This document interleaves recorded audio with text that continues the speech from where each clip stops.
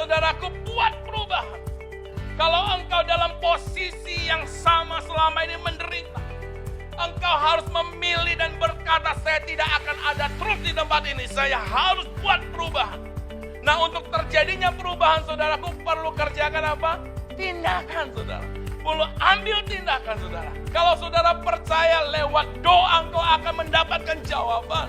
Kalau engkau percaya lewat engkau bersekutu dengan Tuhan, engkau akan menjadi kuat. Lewat engkau baca, renungkan firman, hidupmu akan lebih baik. Saudara, jangan hanya itu semua menjadi informasi. Engkau dan saya harus buat tindakan, ada di dalamnya, mengalami di dalamnya. Amin.